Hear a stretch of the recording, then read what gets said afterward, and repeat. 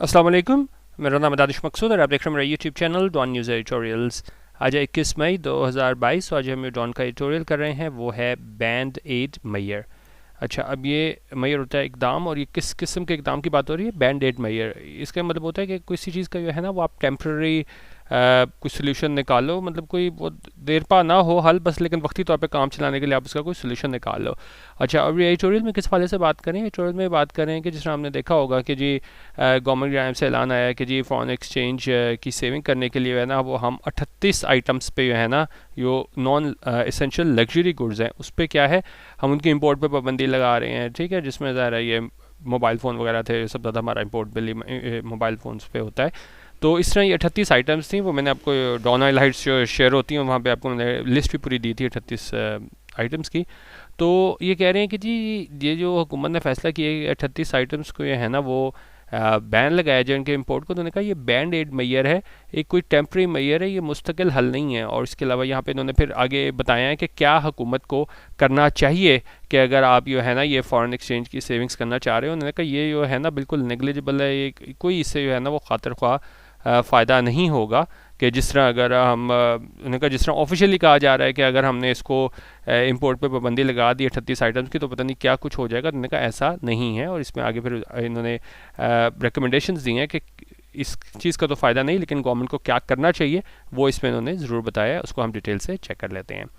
करेंजी the foreign exchange savings that the Shahbaz Sharif government is targeting to achieve by banning the import of 38 non-essential luxury goods will have negligible impact on Pakistan's growing balance of payments constraints। ठीक है, उन्होंने कहा जी वो foreign exchange savings है। ठीक है, अच्छा अब थोड़ा आप ये देखें कि क्यों ये इंपोर्ट पे पाबंदी लगाई गई है, क्योंकि जब हम इंपोर्ट करते हैं तो क्या होता है, डॉलर्स बाहर जाते हैं, चीज़ें अंदर आती हैं। ठीक है, इंपोर्ट का यही मतलब हो गया ना, तो उससे जब फॉरेन एक्सचेंज जाता है तो वो उसमें फिर कमी हो जाती है। तो इसलिए यहाँ पे फॉरेन एक्सचेंज सेविंग्स की बात करें कि शहबाज शरीफ गवर्नमेंट जो टारगेट कर रही है कि हम क्या हासिल करेंगे बैन करने से, पाबंदी लगाने से इस इंपोर्ट को 38 नॉन एसेंशियल लग्जरी गुड्स की, विल हैव नेग्लिजिबल इम्पैक्ट। उन्होंने कहा उसका नेग्लिजिबल इम्पैक्ट होगा। नेग्लिजिबल होता है जिसका बिल्कुल कोई आप कह लें कि इनसिग्निफिकेंट होगा, अनइम्पॉर्टेंट होगा, कोई खातिर ख्वाह फ़ायदा नहीं होगा। किस चीज़ पे? On Pakistan growing balance of payment constraint, जो पाकिस्तान का बढ़ता हुआ बैलेंस ऑफ पेमेंट कंस्ट्रेंट्स हैं, जो रिस्ट्रिक्शन है उस पर क्या है खातिर ख्वाह फ़ायदा नहीं होगा। बैलेंस ऑफ पेमेंट बहुत दफ़ा हम कर चुके हुए हैं कि जब हमारे पास जो आता है हमारे पास जिस तरह अगर हम देखें ना कि जब हमारे बैलेंस ऑफ पेमेंट्स में हमारे पास इंपोर्ट ज़्यादा हो जाती हैं, इंपोर्ट्स कम आ जाती हैं, तो हमारे पास क्या आता है, आसान तरीन लफ्ज़ों में बता रहा हूँ और भी बहुत कुछ होता है, लेकिन यह है कि वहाँ पे फिर हमारे पास बैलेंस ऑफ पेमेंट इशू आ जाता है। तो उन्होंने कहा जो गवर्नमेंट कह रही है उससे का जो है ना खातिर ख्वाह इजाफा नहीं होगा ऐसे बैन करने से। Touted as the first major policy decision by the PMLN-led coalition to boost a flagging economy, the import ban is not likely to yield more than $100 million a month, or close to 1.6% of the country's average monthly import bill of over $6.5 billion in foreign exchange savings, contrary to the differing official claims of between $300 million and $500 million. अच्छा, उनका touted है। Touted क्या होता है कि चीज़ को एक आप प्रेज़ करो और उसके बारे में बार बार बात करो कि भाई किसी चीज़ को कि जैसे बहुत कोई चीज़ अच्छी हो गई तो इसको टाउट इस तरह किया जा रहा है मीडिया पे कि जैसे पता नहीं है 38 आइटम्स पे बैन लगा देंगे तो क्या काया पलट हो जाएगी, है फॉरेन एक्सचेंज हमारी सेविंग्स हो जाएंगी। तो उन्होंने कहा इसको किस तरीके से कहा जा रहा है, लिया जा रहा है इस पॉलिसी डिसीजन को PMLN कोalition को, और ये एक फर्स्ट मेजर पॉलिसी डिसीजन है। क्योंकि देखें 1 महीने से ये हैं अभी तक ये सिर्फ अपने केसेस ही सही करा रहे थे, जो इनके ख़िलाफ़ जो लोग केसेस हैं उन्हीं को ठीक कराने में मशगूल थे। तो पहला अगर आवाम के लिए अगर देखा जाए तो इनका पहला मेजर पॉलिसी डिसीजन है PMLN लेड कोalition की जानिब से, और ये क्यों है? To boost the flagging economy. Flagging adjective और फ्लैगिंग का मतलब होता है कोई एक चीज़ जो अपनी जो है ना स्ट्रेंथ खो रही हो, जिस तरह यहाँ पे हमारी ख़राब होती मीशत के बारे में बात हो रही है। तो उन्होंने कहा ये पहला मेजर डिसीजन है PMLN लेड कोalition की जानिब से, ताकि जो है ना वो बूस्ट किया जाए, सपोर्ट किया जाए हमारी ऐसी इकॉनमी को। जो है फ्लैगिंग है, ये क्या है अपनी स्ट्रेंथ खो रही है, कुव्वत खो रही है। और कह रहे हैं the import ban is not likely to yield more than $100 million a month और close to 1.6% of the country's average monthly import bill. उन्होंने कहा ये इम्पोर्ट बैन है ना, इससे क्या हासिल नहीं होगा? उन्होंने कहा $100 million a मंथ, इससे ज़्यादा हासिल नहीं होगा, या हम इसको कह सकते हैं 1.6% है किसका, कंट्रीज के हमारे एवरेज मंथली इंपोर्ट बिल का, of over $6.5 billion in foreign exchange savings में। और उन्होंने कहा होगा तो इतना, और कॉन्ट्ररी टू, बरखिलाफ किसके, कि वो ऑफिशियल क्लेम्स हैं, जो सरकारी तौर पे दावे किए जा रहे हैं कि इस बैन से क्या होगा कि जी 300 से 500 मिलियन डॉलर की बचत होगी फॉरेन एक्सचेंज के हवाले से। तो उन्होंने कहा ये बिल्कुल गलत बात है कि ज़्यादा हम इसको 100 मिलियन का जो है ना वो हम देख सकते हैं कि उसकी बचत हो, बरअक्स हुकूमती दावों के जो कि है 300 मिलियन डॉलर से 500 मिलियन डॉलर तक का। अच्छा अच्छा, अब ये बता रहे हैं कि जी इसका तो फ़ायदा नहीं है, अब आगे रिकमेंड कर रहे हैं कि क्या करना चाहिए था कि और हालात जो है ना वो इससे बेहतर होते फॉरेन एक्सचेंज को की सेविंग्स के हवाले से। Currently, a more pronounced impact would have been possible had the cap on energy prices been removed and measures like early closure of markets and reduction in the number of working days enforced to curtail domestic energy consumption.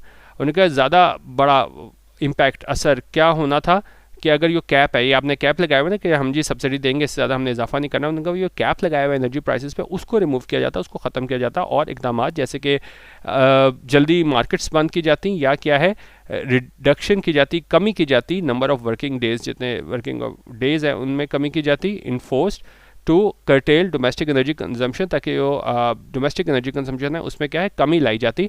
तो उन्होंने कहा यहाँ से जो है ना वो बेहतर हो सकता था अगर ये कैप है हमारे पास एनर्जी प्राइसेस को लेके, उसको रिमूव किया जाता। तो इसमें एडिटोरियल के मुताबिक ये हुकूमत ने फैसला किया 38 चीज़ों में बैन लगाने का, उसका इतना कोई खातिर ख्वाह फ़ायदा नहीं है बनिस्बत इसके कि आप ये इस तरह के स्टेप्स लेते, मार्केट जल्दी बंद करते, या नंबर ऑफ़ वर्किंग डेज जो है ना उनमें क्या करते, रिडक्शन लेके आते। Oil and gas imports for power generation have almost doubled to more than $17 billion between July 2021 and April 2022 from $8.7 billion during the previous corresponding period due to a record surge in their global prices. अच्छा, अब यहाँ पे देखें surge का मतलब होता है यहाँ पे इजाफा, ठीक है। अच्छा, अभी कह रहे हैं जी ऑयल और गैस इंपोर्ट्स हैं जो हम बाहर से यहाँ मंगवा रहे हैं पावर जनरेशन के लिए, वो कितनी हो गई हैं, वो डबल हो गई हैं, और कहाँ तक पहुँच गई हैं, 70 बिलियन डॉलर्स तक पहुँच गई हैं जुलाई 21 से लेके अप्रैल 22 तक। और कब से पहले कितनी थी, इसी कॉरस्पॉन्डिंग पीरियड में ना 8.7 बिलियन डॉलर थी हमारे पास। किस वजह से, ये रिकॉर्ड सर्ज हुआ है ग्लोबल प्राइसेस में, इस वजह से।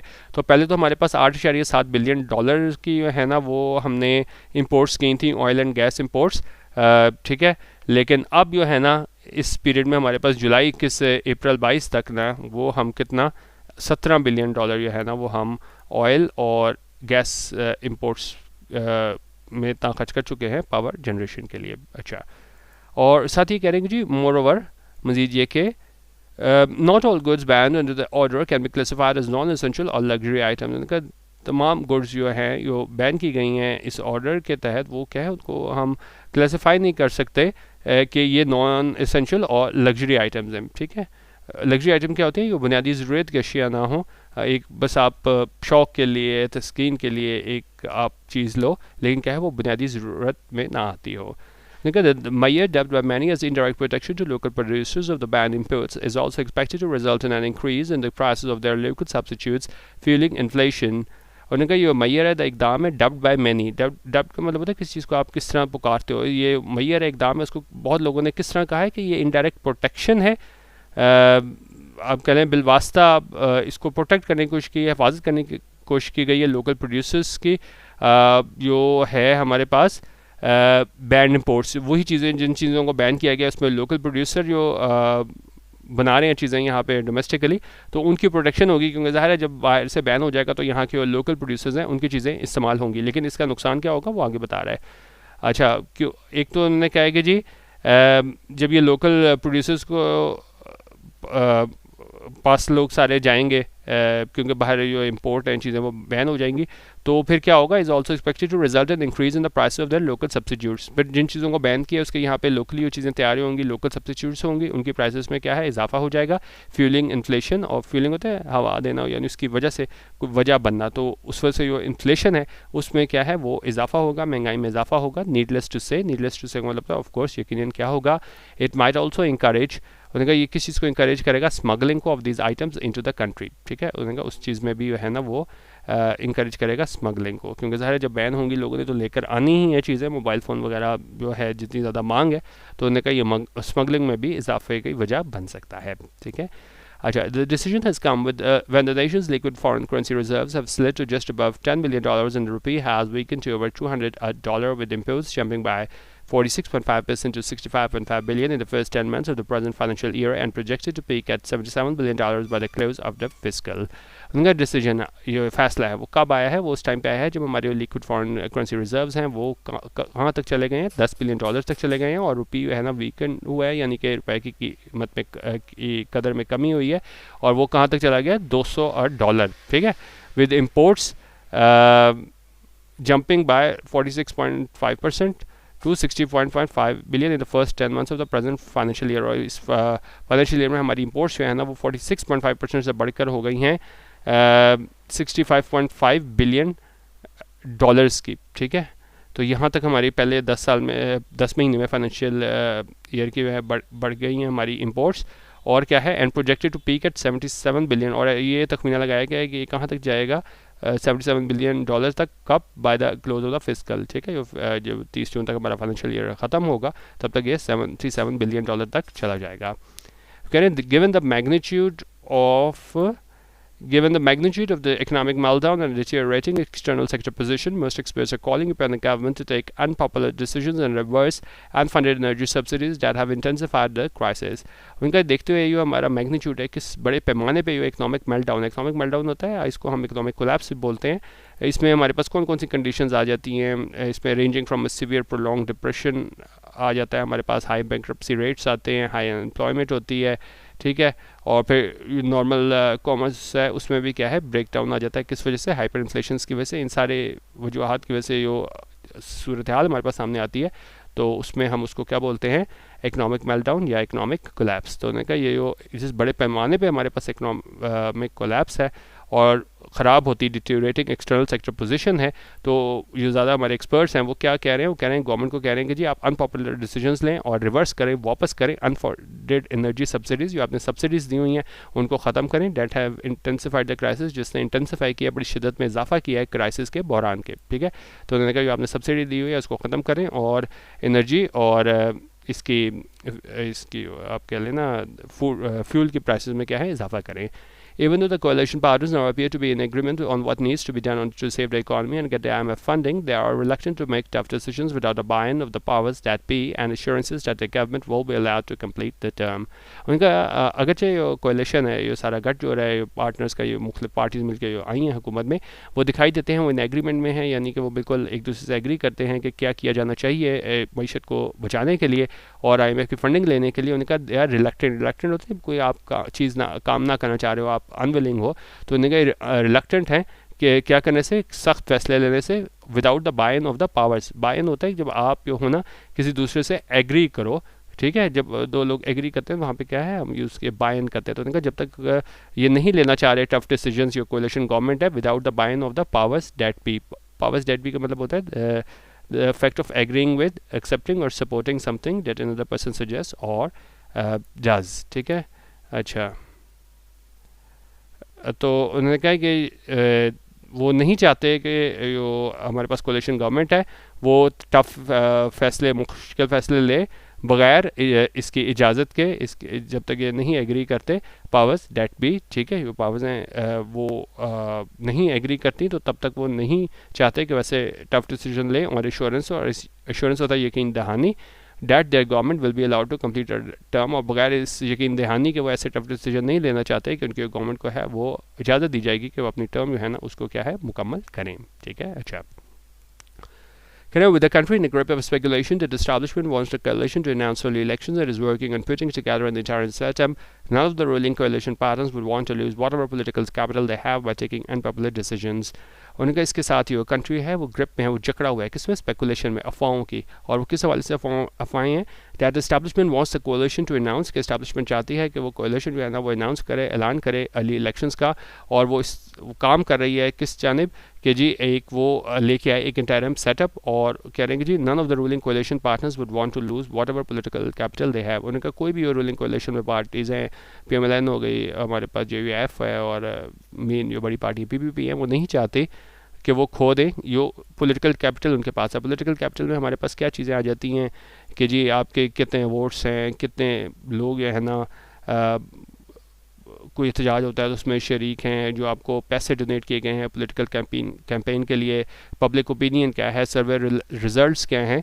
तो और ये सारे जो फैक्टर्स हैं ना वो किस में आए थे, पॉलिटिकल कैपिटल में। तो उन्होंने कहा जितने भी ये बड़ी पार्टीज़ हैं इनका जो पॉलिटिकल कैपिटल है उसको क्या है ये खोना नहीं चाहते। किस क्या करके, बाय टेकिंग अनपॉपुलर डिसीजंस, कि वो ऐसे डिसीजंस लें जो क्या है वाम में मकबूल नहीं, क्योंकि ज़ाहिर है जब पेट्रोल बढ़ेगा, इलेक्ट्रिसिटी बढ़ेगी, तो ये क्या है अनपॉपुलर डिसीजन होंगे।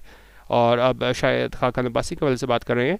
PMLN leader Shahid Khaqan Abbasi told a TV show host the other day that if the other stakeholders, including the military, were not prepared to own the difficult measures that need to be taken to save the economy, his party should quit the government. और PMLN leader Shahid Khaqan Abbasi उन्होंने TV show में कहा है कि जी अगर दूसरे stake holders हैं including the military या दूसरी पार्टी, स्टेक होल्डर कौन से यहाँ पे हो गए, ये खासतौर पे PPP और JUF की बात हो रही है, और उन्होंने कहा वो और इंक्लूडिंग द मिलिट्री, और मिलिट्री भी इसमें शामिल है, वर नॉट प्रिपेयर्ड, अगर वो तैयार नहीं हैं ये ओन करने के, ये डिफ़िकल्ट मैयर्स के मुश्किल इक़दाम लेने हैं, that need to be taken, जिन्हें लिया जाना ज़रूरी है, टू सेव द इकॉनमी, ताकि मीशत को है सेव किया जाए, बचाया जाए। His party should quit the government, उन्होंने कहा उसकी पार्टी को है ना वो गवर्नमेंट छोड़ देनी चाहिए। उन्होंने कहा it is difficult to not agree with him given the enormity of the economic challenge facing the country, और उन्होंने कहा ये बड़ा मुश्किल है कि उससे हम ना एग्री करें, देखते हुए ये इनॉर्मिटी है, ये बहुत बड़े स्केल पे जो हमारा इकोनॉमिक चैलेंज का सामना है, फेसिंग द कंट्री, मुल्क को जिसका सामना है। ठीक है, तो बेसिकली इस पूरे एडिटोरियल में इन्होंने हमें ये बताया था बैंड 8 मईयर कि आपने एक नाम लिया है 38 आइटम्स को बैन करने का, तो उन्होंने कहा वो काफ़ी नहीं है, और इसमें उन्होंने पॉइंट्स दिए हैं, खासतौर पर 2 बड़े पॉइंट्स थे कि एक तो जो है वो आप इसमें क्या कहते हैं ये जल्दी आप बंद करें।